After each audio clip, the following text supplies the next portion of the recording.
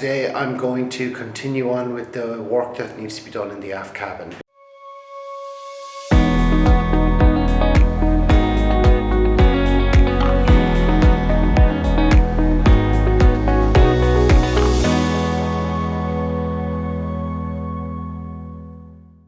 Floors now, the T-section girders, the little girders that need to go down on the floor, they're going to have to jump over all the lids, so they're going to have to be cut out of it and boxed off and welded in. They all need to be welded in long before we ever start painting in here. So this is the last sort of engineering side of it. The other thing I need to do, and I'll show you, I'll just turn the camera there thingy. So there's our little pipe there here in the corner, which is fine. And so the floor beams sit into the T-sections that are slotted into the tops of the frames, and the one I've just literally, the centre of the screen there, that one can be complete, there's no problem with that one, whereas the next one, it'll actually go over the lids. So they need to be cut out and boxed around and then continue on. So basically they'll be standing off each other and they'll stop short. The other thing is, in here there are two huge 350 litre tanks going in, one either side, for waste, toilets and sinks and whatnot. So they need to be, I need to leave these short so that those tanks will fit in. And the other thing is I need to put in bracketry in there to hold those tanks. They'll be pinned to the wall, but I also need to have proper floors under them, or at least some form of a frame that they can sit on. So all the beams that came out of this boat almost a year ago now at this stage were cleaned down, they were rusty, they were cleaned down, they were stored. They've rusted again since, and they're all sitting in the shed and they're all mixed up. So the only way to find them is the beams used to be cut to length, so I need to measure all the lengths, write them down on a piece of paper, and then go and look for them and find them and test fit them and then see where I need to cut them. The other thing is that where they have, say on this line here, right over the baffle point inside of the tank, that's now, that tank lid is now 6 millimeters higher than the end of the T section, so I do need to plasma off that whole section there. So I do need to cut those off. So there's going to be quite a bit of work involved in getting the floors back down. It's not as simple as just laying them back in now. I've complicated it by adding the fuel tanks, but that's just the way it worked out, and I knew that I'd have to do that anyway. So as you can see, I've laid out some of the floor beams that were in the boat. Now remember, these used to go originally back to the very back, and I'm shortening them up to make them fit to allow for the waste tank to go in here. So you can see they're quite badly pitted. They've been sitting here since 2008, so they're here a long time. And what I'm actually doing, and that's the finished product all the way around, I'm actually sanding them with a flat wheel and sort of grinding them back down to smooth metal. But it's either that now or try and replace the T section, and the cost of steel is just not possible to do that currently. So what I'm going to do is I'm going to bridge out each piece, and even though I'm going to go over where the rudder will be and everything, and then cut out all the bits that I need. So for example, I have it actually here just checking the height. This section of floor there will have to go, and I'll reinforce it up off the floor, and then I'll cross it along here, and that'll allow me to panel in the back of it. So essentially I'll be cutting out the bits then that I don't need down the line and then reinforcing them, and the same then the centre beam that's going to come up here essentially, and the same on I have 3 of them over each set of hatches. You can see one there, that can't be there, so there will be a piece just either side of it, a bit of 40mm angle or a bit of that T section that I'll cut out and just weld across them, so I'm still building a grid that I can still floor the boat and still have access to all these places. I've spent a lot of the day. This is the 4th of these T-section floor beams. Now I have shortened them because the tank uses 375mm, and I've brought those out to 420.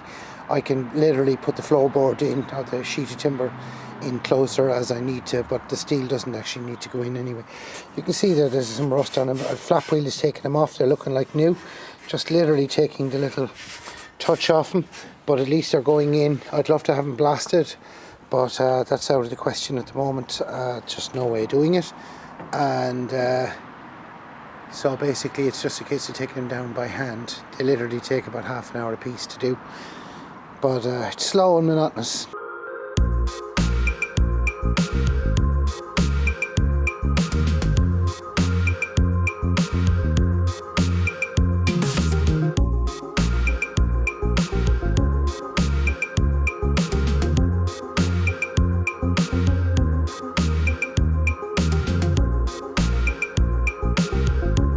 So it took 37 minutes in total. I know I only probably just put in little bits of chopped up stuff into the video, time-lapsey stuff, but that took 37 minutes just to prep that.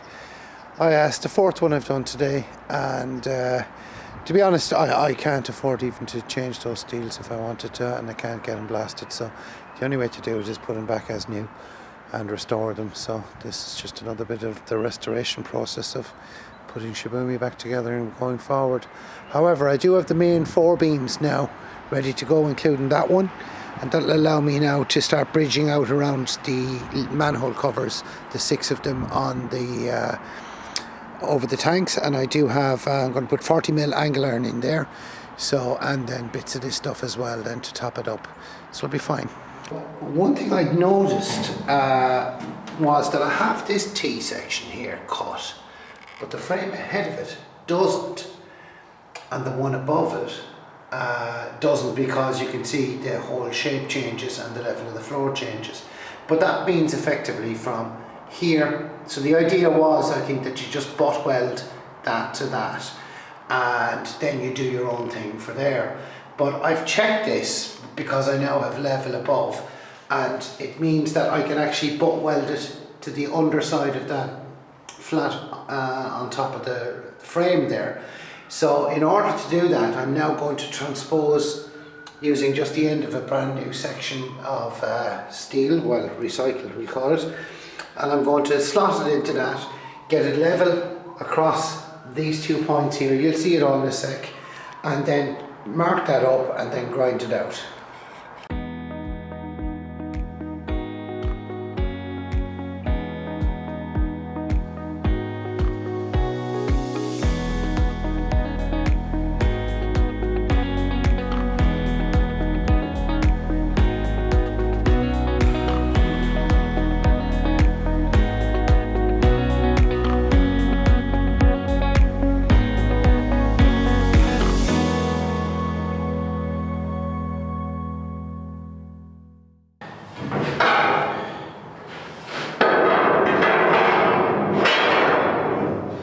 Perfect.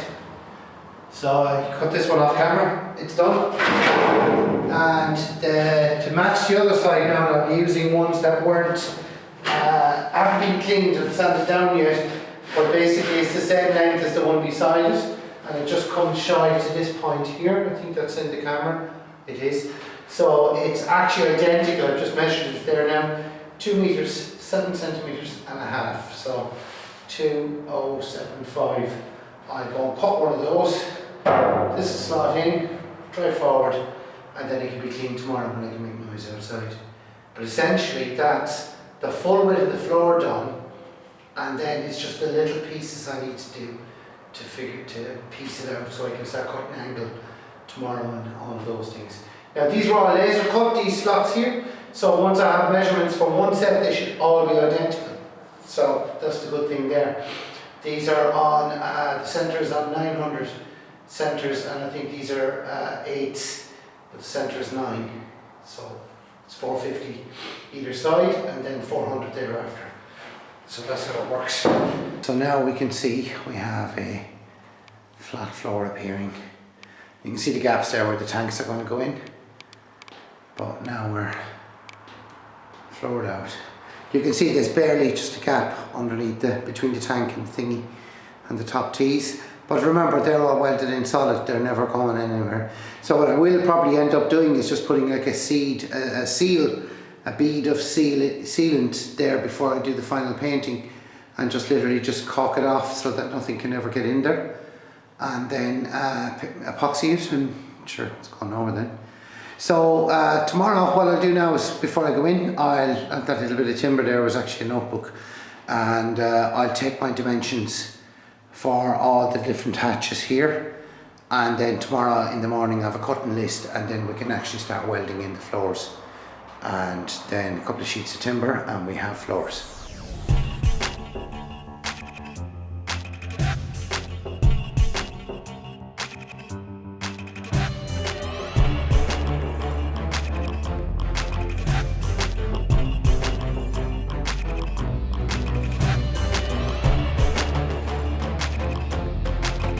Just saw me do those measurements there.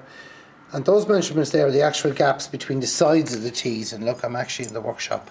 So between the sides of the T's opposing each other. Like so. So I measured from there to there. That's okay. I since have taken these measurements here, which is fine. And I've, excuse me, that's 790 and now 885 instead of the smaller numbers. So essentially what I'll be doing is, I just need to swap hands here now because I'm very right-handed. So essentially what I'll be doing was, that was my original figure here. So I've now got my new figure from here to here. So with the angle, we'll take it that the angle has the flat bit on top. And then, so I'm cutting the piece bigger. So the bottom of the angle, we'll do that. So the little tabs like that, and then I can weld those in there. So that's what I'm going to do. So I've actually a few of them cut already. It's in 40mm, and I have another length of it there, and I think I'm going to be short about half a length to do the whole lot. But I'll get 2 lengths. They'll take a day or two to come, because I will need other ones further back in the near the rudder and either side of that to bridge the gap, because I can't have anything. So essentially that's what I'm going to do. They're going to take time. So essentially it'll be a case of taking the piece of angle and notching out the little piece so that that top piece meets there, but this flat piece here will continue into here. So it's just a case of cutting and then cutting in little slots on each side. They'll take a few hours to do, but they'll be so much more worth it. So there are the 4 of the wider bits for the middle, for either side of the 2 hatches, and these are the side ones, the slightly shorter ones. I only had enough to do 5, I need 8, so I'll have another sheet or a length of stuff. So just to give you an example there, there's the T piece, and you can see now it'll fit perfect on both sides. So that's exactly, now there will be wiggle room. I've left them shorter than they need to be because I want to fill that with weld so I can grind them flat. So it'll be filled, so I'm not worried about the gaps that are here. Once I've that clamped in place, I'll just fill it all with weld and then just flatten it. So that way the strength is in the weld, not just on the top, and then it's ground off and you've no strength. So today I'm going to continue on with working on the T-section pieces of the floor tanks. I also got a lot of the angles done. Adam's going to move them into the boat, and I've the 2 bits that I cut. The new bits that I made the new T slots need to be polished as well.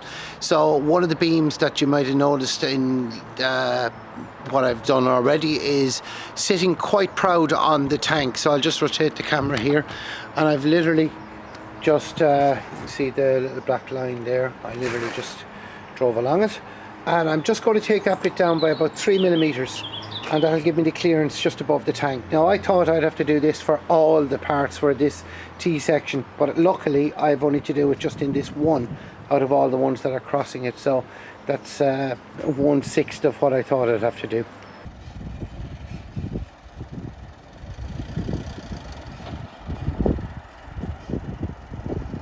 So as if by magic, the 2 lengths of angle iron have arrived, which was very handy.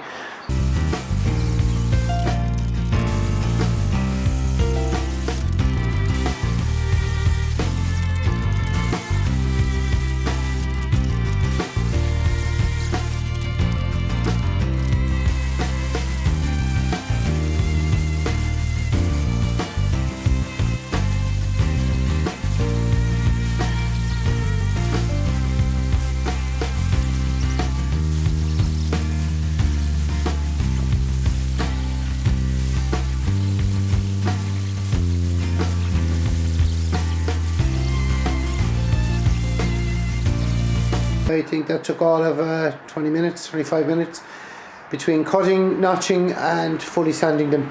Now these new lengths that I got there, you can see they're quite rusty. They've been out in the yard, which is fine because it did mean that I can get 90% of the mill end or the mill scale off it. So these are all perfectly clean now and ready for paint and installation, but they're all nice and smooth, and it just makes life so much easier rather than just trying to, you know, wire brush them, just to actually take the flap wheel to them and abrasive, literally just cut them back. I'm missing nothing, but it does give so much nicer of a finish. So that's everything now sanded back. So you'll see these now installed. I think I'll need to make another few, but we'll make those as we need them. So just to simplicity, just to show you what is going to happen. So essentially there should be another one of these on this line. There's the slot for it there, and the same, but of course it can't cross over the top of the so this is my fantastic plan. So obviously I'll space these now, I'm purely just mocking them up. So that's all we'll do just purely for this demonstration. And I'll lay all this out. I have a couple of things to consider. So namely, when I expose these, I'll have all this cleared out before I mark these up. But firstly, I want them square. And I want enough space to be able to get tools and leverage to get the lids up if I need to. So what will happen then is a small piece of T-section will go between here and the one behind me, the one that's standing on. And of course, this then will go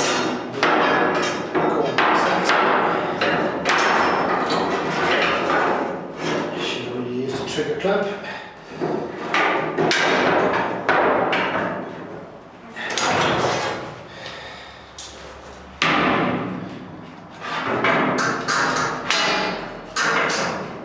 So as you can see, I've left little gaps there. You can see there, that's going to be filled with weld. I see this one here is quite tight, so I'm actually going to cut that just another little touch more.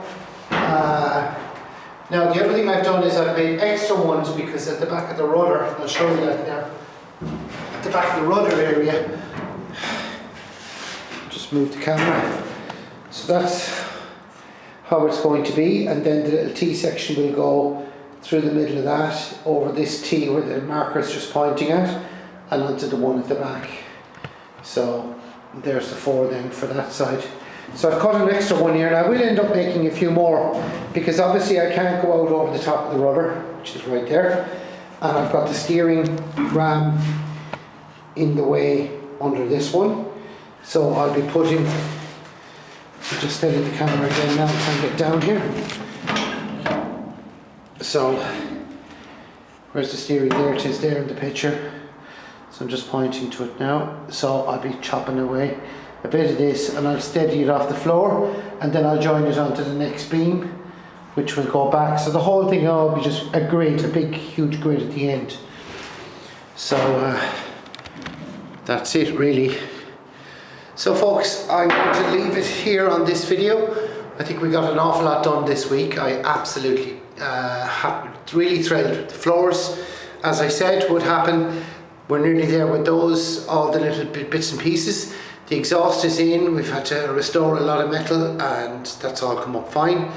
And the other thing is, folks, if you do enjoy these videos, please subscribe and please like, comment, ask any question you want.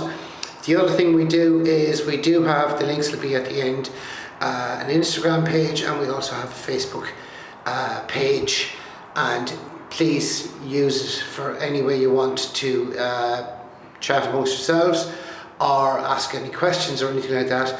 And the other good thing about those two groups are that I do regularly put up little pictures of what's happening, because remember, sometimes I'm a little bit ahead with where the videos are. In other words, a video that's going to come out tomorrow night is already ready to go, and this one is currently being made and will be out next week. So we're kind of, I'm a week to the good with where I'm going. But I do put up pictures of things that happen along the way. They're more or less nearly every other day, just little progress, little pictures, simple little bits but at least you get to see what's going on. So please folks, I really want to try and grow the channel. I really want you to follow us along with the progress, and we'll just see how it all goes. This seems to be kind of my saying. So listen folks, on that happy note, take care and thank you.